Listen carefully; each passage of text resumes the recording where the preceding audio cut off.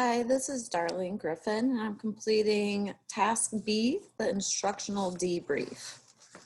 So using this IPG score scale or score sheet, you can see that the lesson was standards aligned right here, RI 6.1 and 6.2. So the lesson was definitely standards based and included high quality text in this next section. The teacher scored great on using high quality text and using this IPG observation sheet. The text dependent questions and engagement in the work of the standards were the two areas of concern. So when you go down to core action number 2, the teacher scored well on the first one, questions and tasks addressing the text attending to its particular qualitative features. But when addressing the question and text requires students to use evidence from the text, that's where the lesson was definitely lacking. So the tasks did not give students the opportunity to provide specific evidence from the text to support their answers. And the question and tasks could have been better sequenced, so they could have been more intentional to build knowledge of the students. And then also when you go down to the core action number 3, does the lesson provide all students with opportunities to get engaged in the work of the standards? So within the focus of the standards, the text evidence to support answers or explanations is lacking. While there's great opportunity to have discussion and share their answers, students' discussions didn't involve inquiry, retort, questioning to build that deeper understanding and really getting to the depth of the standards.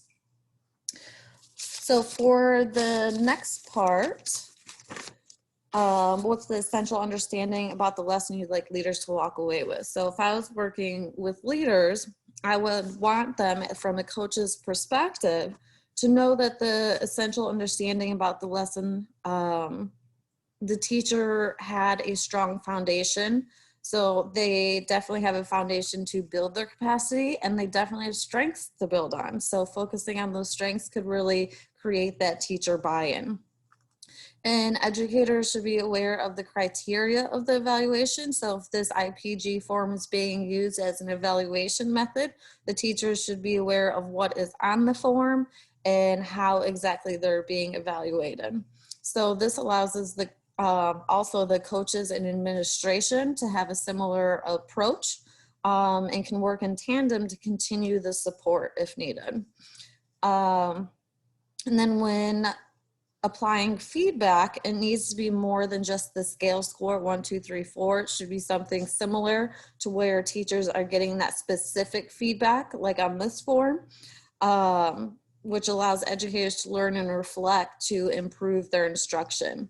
So as I said, this teacher has many strengths, would support the idea that all teachers need feedback focused on their areas and needs, and it needs to be differentiated. All teachers are coming in with a different level of understanding and experience, so their feedback needs to be tailored to what they need to work on.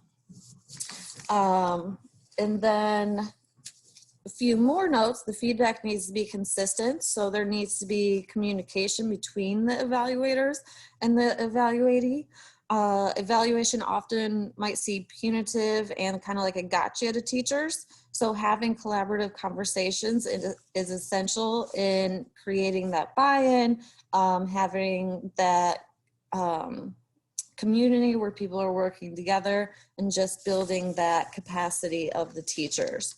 So some questions that I might use to probe the leaders that are working with these teachers was, what are your expectations for the lesson delivery and focus?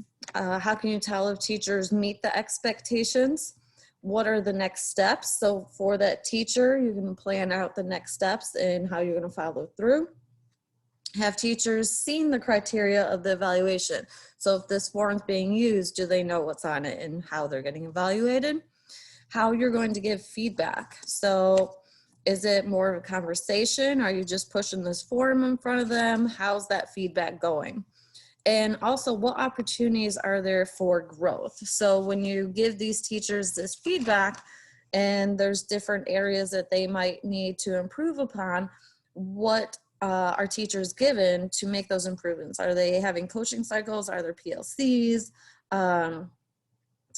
What's available to them, pretty much?